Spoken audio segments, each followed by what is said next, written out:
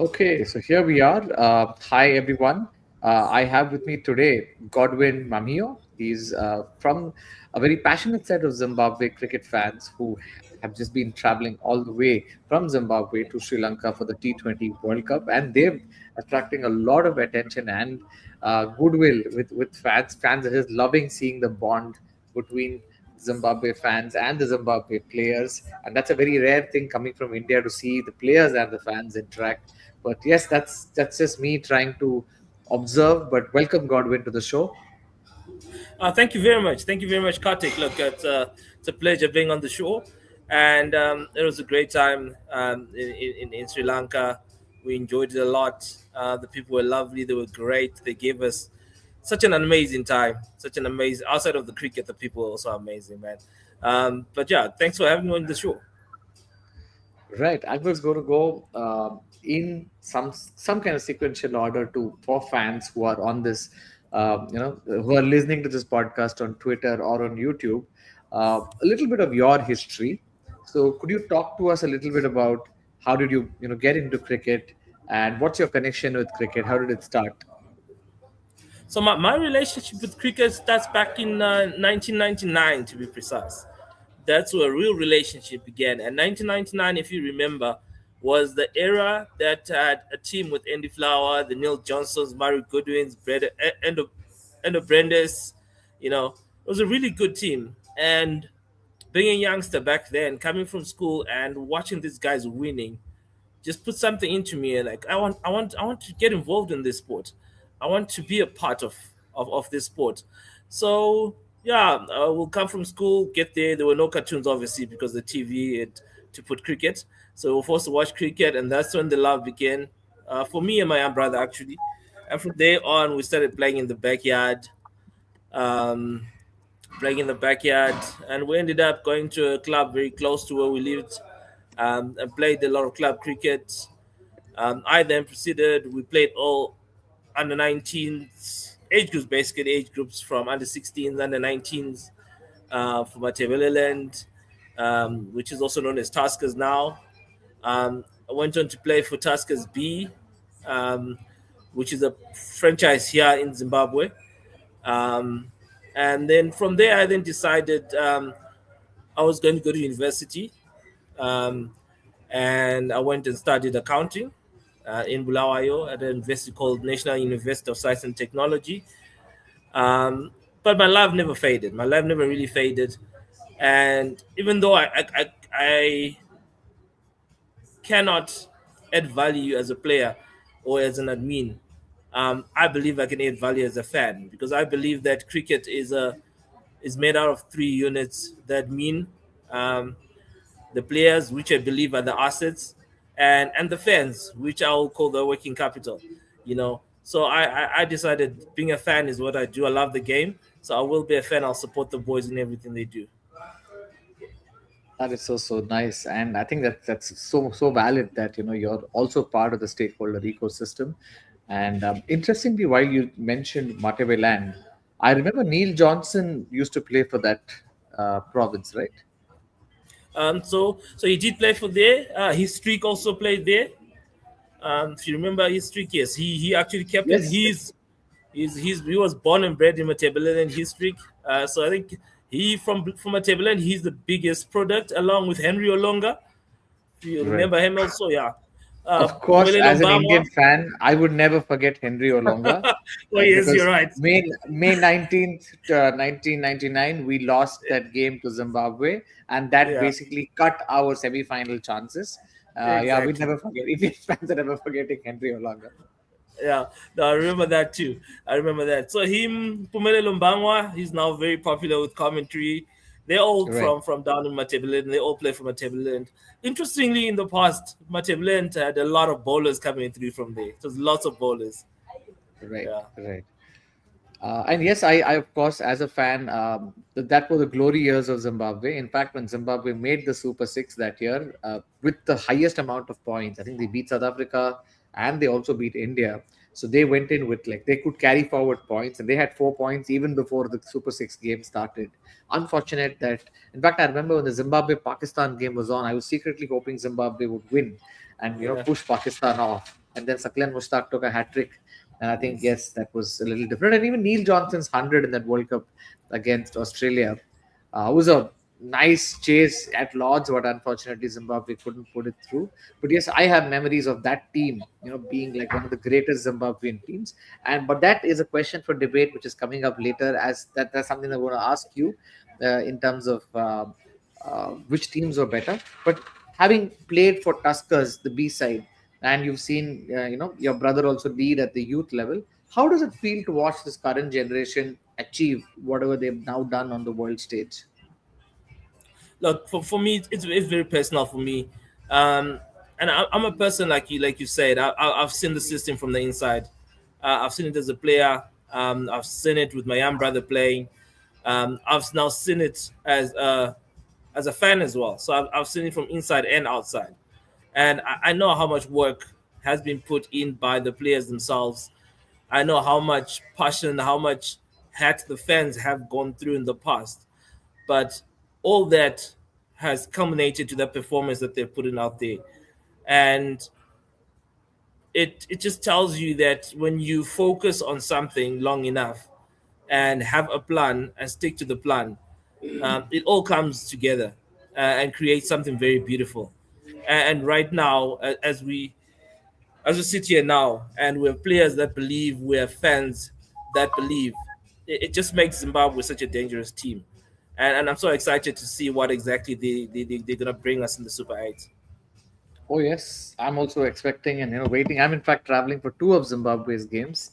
Going to tomorrow's game versus the West Indies in Mumbai, and Yeah, going on Thursday to Chennai, which is my kind of hometown. I don't live there anymore, but it's my hometown, so I'm all going right. there for the India Zimbabwe game. So looking forward. Are any of your chevrons traveling for the India games? I'd love to catch up with them.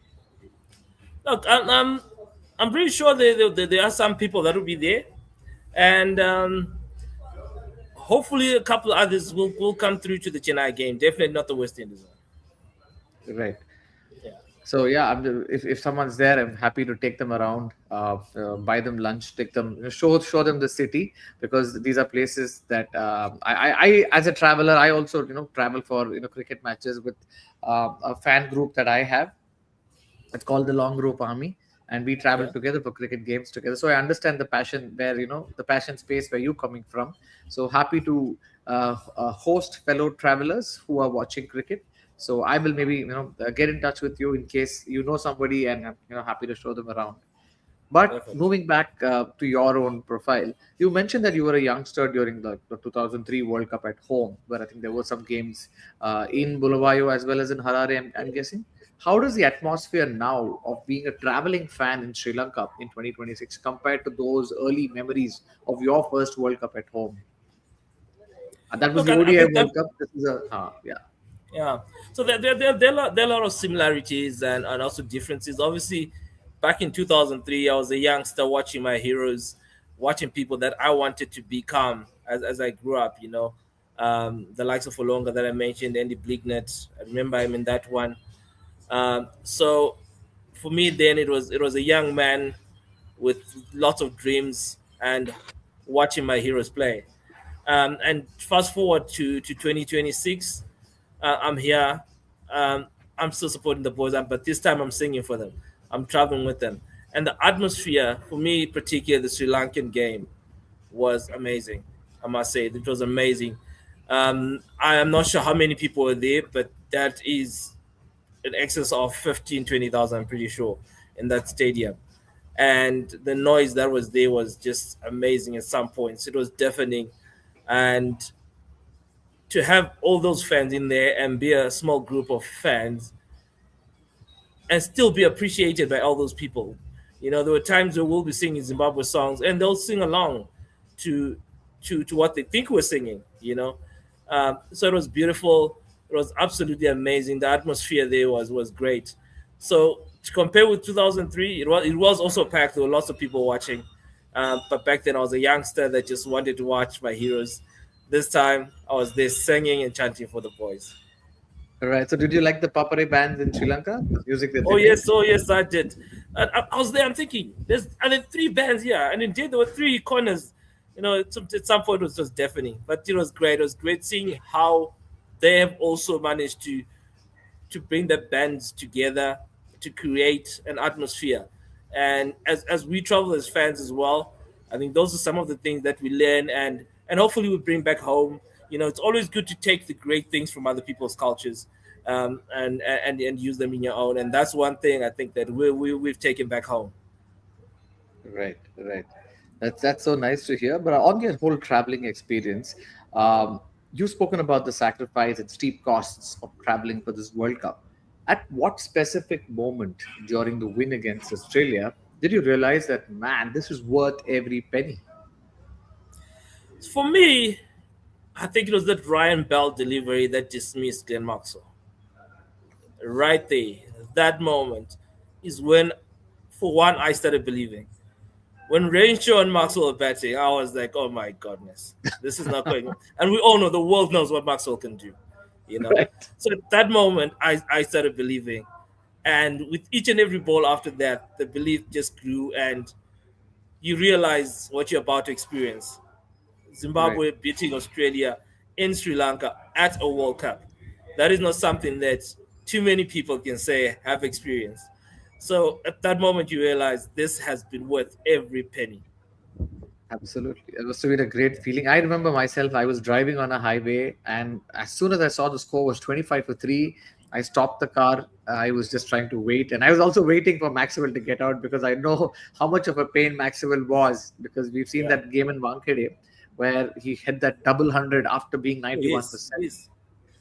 So always these kind of, Australia is a very tough side to beat too. But that day in the afternoon in the stands at 169 for two, after when Zimbabwe batted first, what was your thought process as a fan, saying, "Are we going to win? Is it too safe a score? What were you thinking?" So personally, I did believe it was a good score. Um, I spent a lot of time also reading about cricket and pitches, what's happening, how they're playing and stuff, and I had already just kind of like thought, okay, this is a 170-180 pitch, right? And I had believed that if our seamers manage to bowl the slower balls well, spinners bowl well, we have a good chance, and it just worked out that way. So at 170, I did genuinely believe that we had a chance.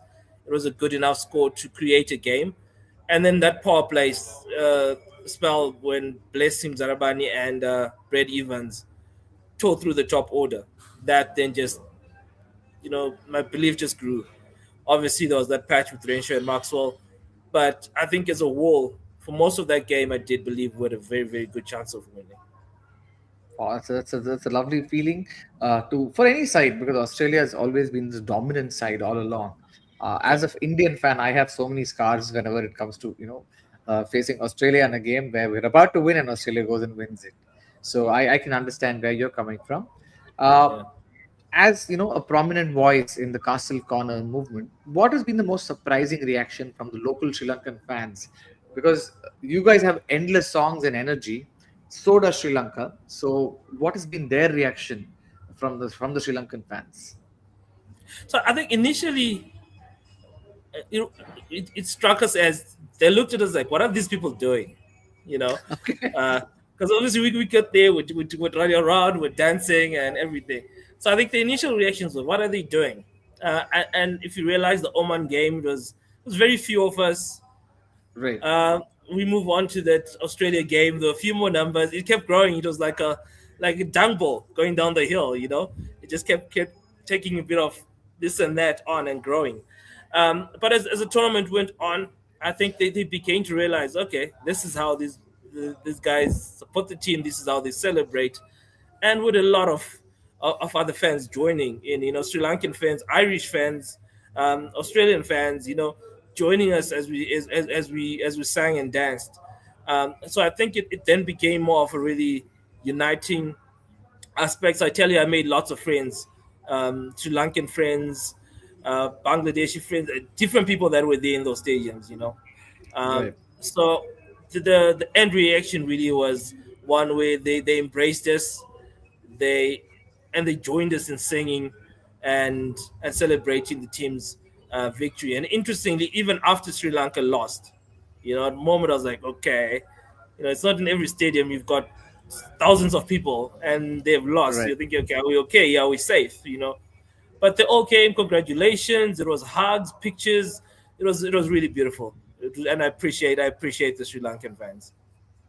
Absolutely. I've been there, I think, for a couple of games involving Sri Lanka and Bangladesh. You know, right? They have this Nagin rivalry that Sri Lanka and Bangladesh Yeah, have. yeah. And I've been to Palekele, and I remember Sri Lankan fans at the end of the game drinking beer, chilling out. They're very, very nice set of fans to go watch the game with. So I kind of agree with that experience that you just said. Can you describe how is it? How did this whole idea for the Chevrons fan group trip to Sri Lanka? How did it come about? What were the preparations that went into making it happen? Right. So basically, the idea came originally from a time where a couple of us wanted to go to watch the test match in England. So you remember last year there was the test match between Zimbabwe and England, and that test match basically was the first in a long, long time. Right. So we wanted to go there. Unfortunately, we did not meet some visa requirements, so that didn't turn out.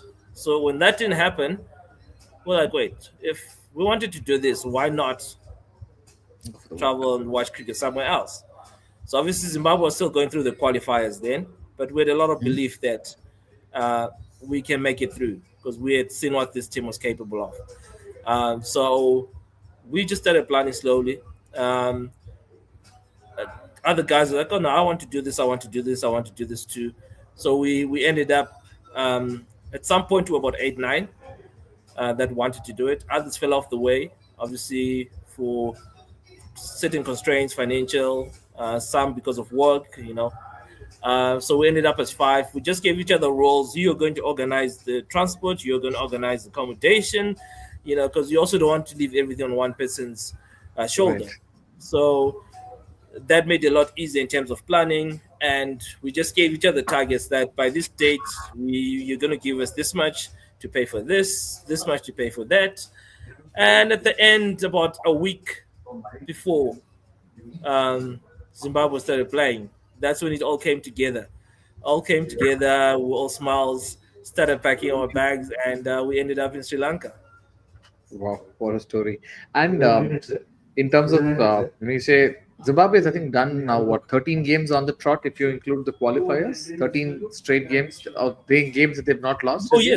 yes, yes, yes, yes. So yeah, I think that's been nice. Where you've been able to describe saying how did this come about. What were some of the highlights and challenges of your journey to Sri Lanka, like the travel, logistics, or interacting with local fans? Any good or bad experiences there? Look, I think I can't say there were any major bad ones, to be honest. Obviously, there's going to be challenges. I think the biggest one, the language barrier was quite a challenge initially, in terms of communicating. But thank God there's Google Translate these days. We've made good use of that. So we managed to go past that hurdle. Um, and the traffic as well was quite bad at times. But again, those are really minor issues that we were happy to deal with. And the tuk-tuk guys were very good at dealing with the traffic weather guy. Those are my best people. So for me, I think that the highlights, the greatest things for me, I love food. I love tasting food. So I enjoyed a lot of the seafood. Right. Um, the seafood. For me, it was great going down there. Like I said, the fans themselves, the way they embraced us in Sri Lanka, that for me was a highlight that I'll never forget. The people that I'll cherish for a long time, and hopefully one day I'll get a chance to go back to Sri Lanka, or even better, host some of them here in Zimbabwe. You know.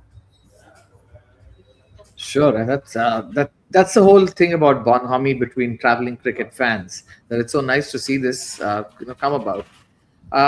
And generally, is it and like for example, what do you enjoy most about being part of the Chevrons fan group? Is it like the camaraderie between five, six of you? Is it the matches, or is it exploring things around a particular place? Which is the dominant one? So I think the dominant one will be that friendship that you mentioned. I'll tell you, the whole group. If we're back here in Zim and we sit at what we call the castle corner, that's basically what it's called. reaches up to 200 people, and of those 200 people, I can easily call at least 20 of them on any day if I have a problem. Ah, okay. So we have become more of a family. Um, as much as we're cricket fans and we all brought together initially by cricket, we've created such a bond together that we do a lot of things outside of cricket together. Um, some of the guys, when you see them, you would actually think they're brothers because they'll spend a lot of their time together, But it all came off cricket. So I think for me, what has kept the Castle Corner going is friendship, first and foremost, and secondly, I think the love for the game. Lovely, lovely. And I think I've endorsed that view too, because as fans, the whole experience of uh, us knowing each other and then traveling out for a game, sharing memories, this is something that's always been there. But generally, I'm just now curious, now that I've seen the fan experience. Uh, let's go talk about the cricket as far. Now, based on Zimbabwe's performances in Sri Lanka, where the wickets are slightly slower, what do you think the key strengths are heading into the Super 8 stage in India? They're going to be playing the West Indies, they're going to be playing India, and then they play South Africa at different locations like the Wankhede, Chepauk. So, how are you seeing Zimbabwe? What are your expectations from Zimbabwe in the Super 8 stage? Look, I think firstly, obviously it's going to be different in terms of the size of the grounds. I think that's the number one challenge they're going to have to deal with, and I believe there'll be a lot more fans in the stadiums in India, particularly on the versus India. That's going to be really tough one in terms of dealing with the noise that'll be in the ground. But I believe the coaching staff has also managed to deal with this. They've known this. They've had the belief that they might end up in these scenarios. So they've known this and they're prepared for this. So I believe they're going to do decently well, because we need to remember that the way they've played in the group stages it looked really structured, to be honest. And for me, it struck me as something a bit new. If you look at how Bennett has played a bit of an anchor role, which is not something you ordinarily see in a T20. Obviously, it's usually everyone just going hard, but they've kind of gone. Okay, Bennett, you anchor Marumani. Just make sure that the power play, if we're going at 8, 9, and over. Bell comes in, he rotates the strike in the middle. Raza comes in, ups the tempo. It looks very structured and planned. So I believe they've got a plan for what's going to happen in India. They've got two very good spinners in Graham Creamer, who's proven that age is nothing but a number, and Wellington Masakaza can really keep things tight on one end. He's one guy who knows how to bowl a dot ball. So I think those two will be very critical. Obviously, Raza, we all know what he does in terms of bowling spin. And then those three seamers, we've seen how they performed over the last few months. They'll also be critical to how Zimbabwe performs in the Super 8 stage. So it'll be exciting. And generally for me, um, look, I know Zimbabwe are not favorites. They're not favorites at all. But let's also remember they are not there as tourists. They're there they're there to make a statement as well. So I'm giving about 65-70% chance of making it out of the Super 8. That's so nice to see as a fan group that you believe in your players. And I saw that you were doing this little jig where the Zimbabwe players were also doing it with you. I saw Sikandar Raza also, clapping hands and then singing along. Was this after the Ireland rained out game, or was this after Sri Lanka? So it happened on both games. It happened on both Okay, games. okay. So after the Sri Lanka one, obviously it was excitement because the team had officially qualified. Um, so they just and we were just sitting underneath where their dressing rooms are. So they just basically came out they and they sang with us. And those songs are basically songs that, as a nation, we sing those songs on basically on a daily basis. You're gonna hear someone singing that song. It's a we're a very Christian based nation, and It's a song that basically implies that says that we move with the Holy Spirit in all that we do. So that's what the song was, and they came out, they sang with us. It was beautiful. After Sri Lanka again, exciting times, beating Sri Lanka at home. The same happened, but that also tells you the relationship that the players have with the fans, and that's thanks to them, the players, and maybe the admin and the management that have allowed that to foster and to happen. And right now, as fans, we feel that our relationship with the players is that of fish and water. You know, we're together in it all. We flow together.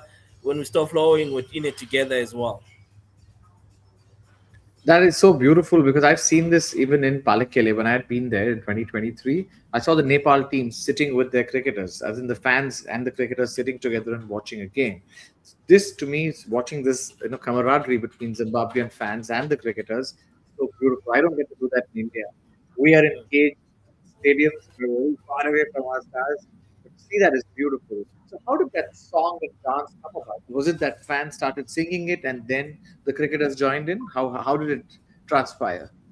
So that particular song actually is one that the players also like to sing in the changing room after the games. So we also sing it as fans, and we were actually singing it and celebrating call it the qualification after the island game, and that's when they also came out and joined in, and Garawa in particular, um, he's kind of like the leader, the choir master of the national team, and he started leading the song, which was very beautiful. To have the players actually leading us, the fans, into singing. It was actually a beautiful sight. Right. It was nice seeing it also on TV. Now, as a final question, now that Zimbabwe is into the Super 8s, how important do you think financially this is for Zimbabwe, the cricket team? Because we've seen, eras where Zimbabwe's been on a peak and then they just go down because of lack of funds, and things aren't great. But because now they are qualified for the Super 8s, they're probably going to have the next this and the next couple of ICC events. Zimbabwe is going to be there, the T20 World Cup as well as the 50 over World Cup. How important is it for from a financial health standpoint for this Super 8 qualification? Look, it's very important. It's very important. You can never underestimate the importance of this qualification. If I was to sum it up, I'll say it is the oxygen of the Zimbabwe cricket ecosystem. It is going to feed into the grassroots, the 11-year-old who wants to play cricket, who needs a cricket bat. It is going to feed into the franchise system. It is going to feed into the schools, you know. And what that then does is it's creating a next generation that is coming after the likes of Raza, that is coming after the likes of Taylor, after the likes of Creamer. So for me, this is just not a sporting success for today, but it's long term stability for cricket in the Zimbabwe nation. And one final question. This is something that I said at the start because I was a fan of the 1998-99 team. I remember 97 Zimbabwe beat England 3-0. You had Edo Brandis coming taking that hat trick. For you as a youngster, seeing that 99 team and then seeing this 2026 team, which do you think is bigger for you as a fan? So for me, I think that the '99 team um, was at its peak. The '99 team was at its peak. The current team, the Katek, is a team that is on the up. That is a team that is on the up. You take the likes of Brian Bennett, Tadiwada Shimarumani, Ryan Bell as well. He's still got a few years to go. Um, all our seamers, and you see a team that is still on the up, a team that is starting to believe, and that belief, I think, is going to culminate into something great, and hopefully one day we can then talk about them as being greater than that '99 team. But for now, um, I respect that '99 team. I respect the likes of Neil Johnson. I respect the likes of Murray Goodwin, Alistair Campbell. Henry Olonga, Mlegeni Kala, all those boys, they were great for the nation, and they started um, what I think was the first big growth of Zimbabwe cricket. That was started by them, and this is going to be another one of those instances. And hopefully, in the future, we might just be talking about them being the greatest. I hope we get there. It's going to mean so much to a nation, a nation's fans, and the aspirations of children who are wanting to take up the sport. It's been great having this conversation with you, Godwin. But before we go, why is your group called the Castle Corner? Is it anything to do with Castle Lager, the beer, or is it just something else? So back in the day, the corner that we sit when we're at Harare Sports Club, which is just behind me here. So this is Harare Ah, Sports okay, Club, right? And if you look right at the very far end there, right, there is a bay with green there. Okay, I right. don't know if you can see it, but anyway, um, behind there is a little store that sells beer, and Ah, okay. that they had a name. They said the Castle Corner, so that then Ah, stuck okay. with that basic corner, and we took it on. We owned it, and it just stuck. And I think it just runs nicely off the tongue, and it stuck with everyone. Obviously, the official Right. name of the group is the Zimbabwe Cricket Supporters Union, but Castle Okay. Corner is how we go Castle about Corner is far, far cooler. Yes, yes, exactly. yes. You know, it did. But this is so beautiful. You are actually attending this, discussion from the Harare Sports Club, and that's a ground we've, seen in on TV only. And hopefully, when the 2027 ODI World Cup comes, I'm going to get a bunch of my friends. We want to go see Harare. We're going to see Bulawayo. These are towns that we've only heard. So Awesome. nice to see the grass bank and also to see the beer. Here's hoping that we Indian fans are able to come and we're able to have a good time trying to sample local culture. Meanwhile, I'm going to hope that this World Cup is the beginning of a bigger and a better future for Zimbabwe cricket. So nice speaking to you, Godwin. Do you have any final thoughts or message for, like, what do you want? Like, what do you expect? Like, do you think Zimbabwe can beat the West Indies, uh, topple South Africa, topple India if there's a chance? How are you thinking as a fan? Look, as a fan, I believe um, that the way they've played the cricket in this World Cup is brilliant, and it gives them a chance to beat anyone. You know, it gives them a chance to compete against anyone. Um, like I said earlier, they're not Zimbabwe not favorites. We are not favorites, but we are also not there just to make up numbers. And I believe we can beat one or two of the big guys in the Super Eight. If we can beat one, I'll be very happy. If we beat two, I might be back in India watching the semi-final. You know, Right. so all I'll say is, look, I think the boys have traveled there with belief, and the fans also have a lot of belief. And like I said earlier, when those two things converge, a cricket team becomes very dangerous. Beautiful. Thanks a lot, Godwin, for that conversation today. So I'm going to go back, reflect on some of the things that you said, because I'm going to go for the game tomorrow at Wankhede, and I'll see if I can get my hands on a Zimbabwean T-shirt that they can send, and I'll send you a photo of that cheering for Zimbabwe tomorrow. Awesome. Thanks a lot, Katik. I appreciate you having me on the show. And please Yeah. do make a lot of noise for the Zimbabweans tomorrow. I know there's lots of love for Zimbabwe in India there, and I'm pretty sure a lot of people will be making noise for the boys. Absolutely, absolutely. So looking forward to support Zimbabwe and of course watching how the Zimbabwe team progresses further in the Super 8. It's been a superb story so far. Looking to see if this fairy tale goes a notch higher.